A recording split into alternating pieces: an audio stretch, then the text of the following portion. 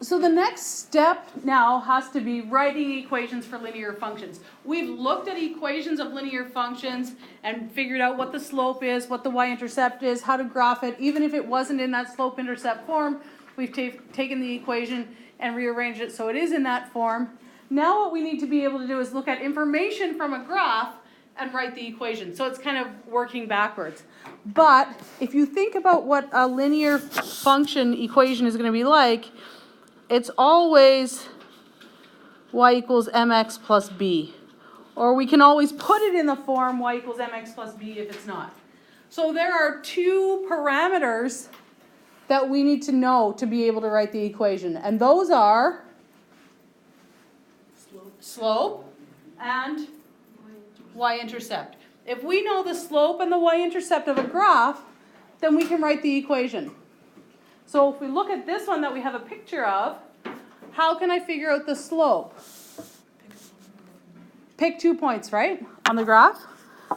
So let's say we pick, whoa, that's huge.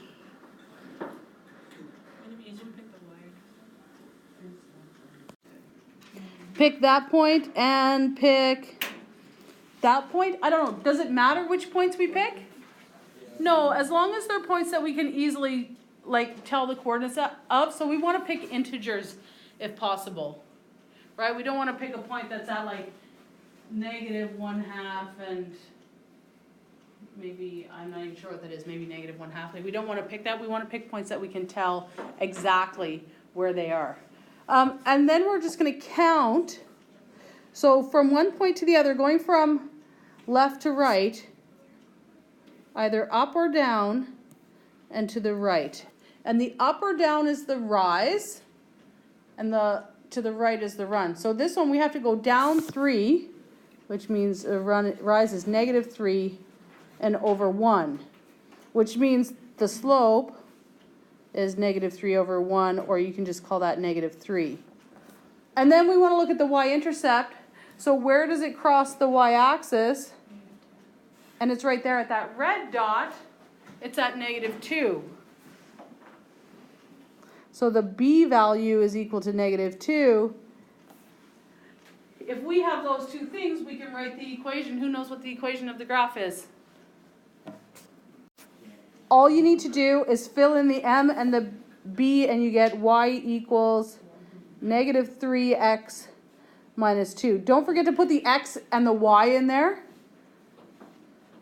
because those tell you what variables are being related. You need the x and y, and then the slope number and the y-intercept number. And that's it. So the main thing to get out of this is that to write the equation for a linear function, you need two things, a slope and a y-intercept. If we go to the next question, which is the first one on your handout, what is the equation for a line with a slope of 4 and a y-intercept of -7?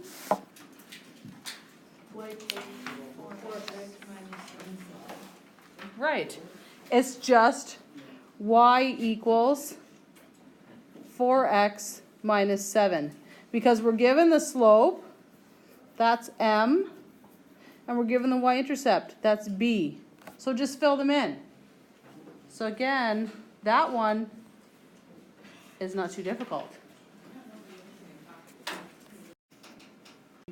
This one asks you to write an equation for a line with a y-intercept of 6 and passing through the point 4, -1. So which do we know, m or b? B. We know b, right? Mm-hmm. B is equal to 6. That's the y-intercept. Now we kind of have a choice of what we want to do to figure out m. We need to know what m is. But this is what we have so far. Y equals mx plus, we have a 6 in there instead of a b. We have this other piece of information. What is it? 4 and -1. 4 and -1. Is it the slope? Yeah. No, slope's a number, right? Usually a fraction, but it's a number. It's not a point. 4 to...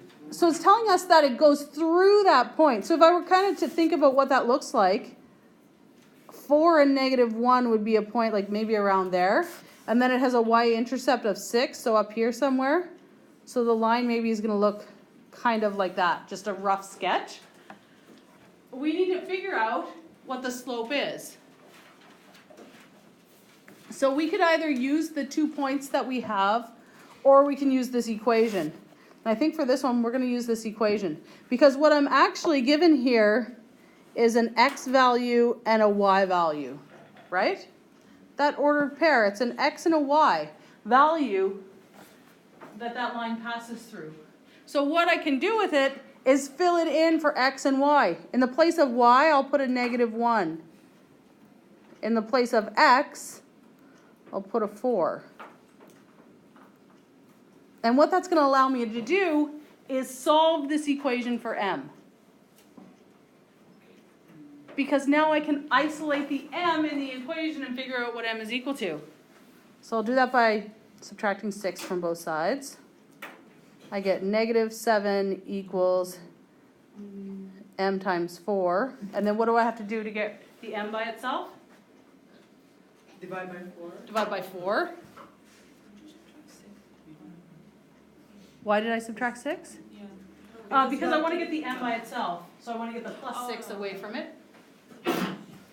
Now I end up with m equals -7 over 4, which means I have b up there. I have m here. I can go back and write the equation. Y equals -7 over 4 x plus 6.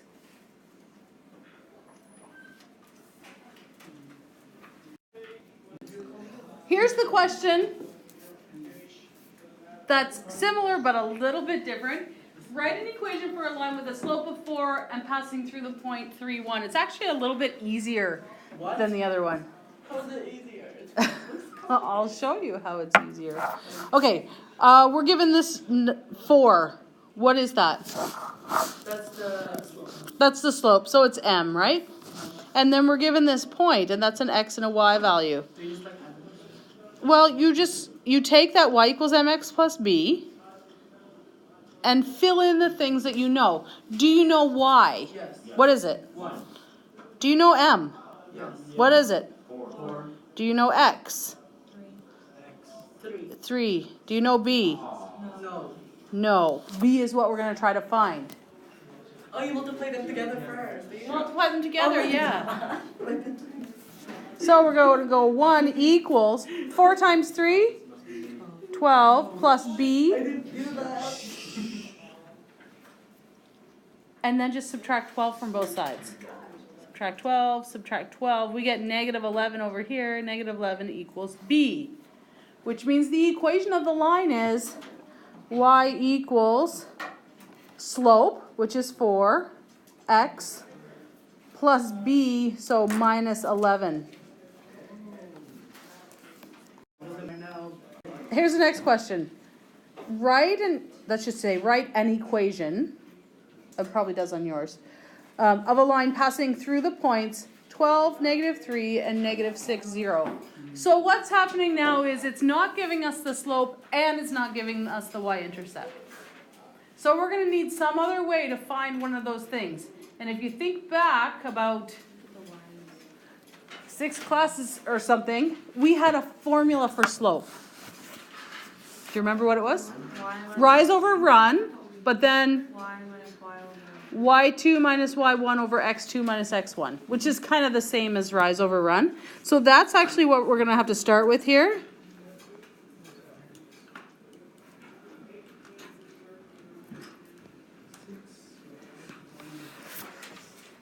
And we're given 2 points. So we're given x1, y1, x2, and y2.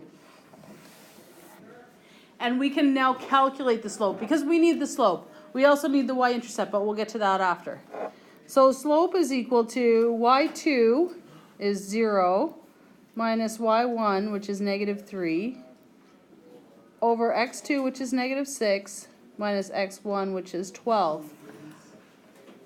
Just fill it in. x1, y1, x2, y2, and then fill them into the proper spots. We've done this already. So this part isn't new. This gives you 3 on the top and -18 on the bottom. So let's reduce that so that m is equal to -1/6. So then we can go to our y equals mx plus b.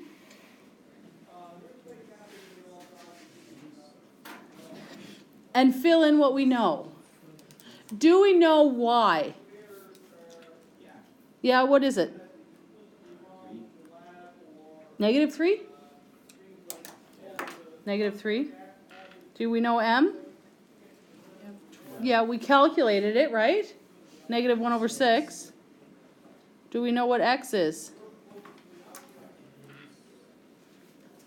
Yeah, what's x? 6. Are we allowed to like simplify? X will be 12. We could have said y is 0 Would it still and be x same? is -6. That's okay. The answer would still be the same for what b is. The only thing you have to be careful of with this is that you choose your x and y from the same ordered pair. So you couldn't choose -3 for y and then -6 for x. That wouldn't work. They have to come from the same ordered pair. But it doesn't matter which ordered pair you choose. When I expand this, or sorry, simplify this, -1/6 times 12 is actually -2. And then I'll add 2 to both sides of that equation and end up with b equals -1. From there I can write my answer. It's going to be y equals -1/6 x minus 1. Once I have m and b, it's just a matter of putting them in. How'd you get -1? So for this, first thing you're going to do is find the slope using the slope formula. And anytime I'm going to use the slope formula, I'm going to label the points. x1, y1, x2, y2, and it just helps me to organize.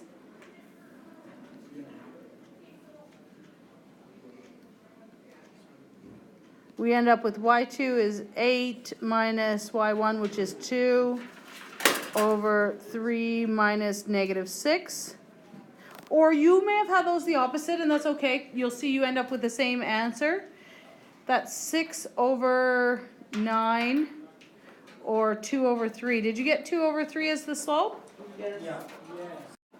So once you've done that, y equals mx plus b, and we're going to solve for b. So we can choose either point to fill in for x and y. Let's pick the first one. M is 2/3, y is 2, x is -6. So we'll multiply 2/3 times -6. That's -4. Yes. And then you need to isolate the b. So add 4 on both sides. +4, +4. I end up with 6 equals b. And then I can write the equation. Y equals, here's m, so 2/3, x, and here's b, plus 6. Don't forget to put the x in there. Here's the last one that I want to do with you today. Write an equation of a line with a y-intercept of 4 and an x-intercept of 2.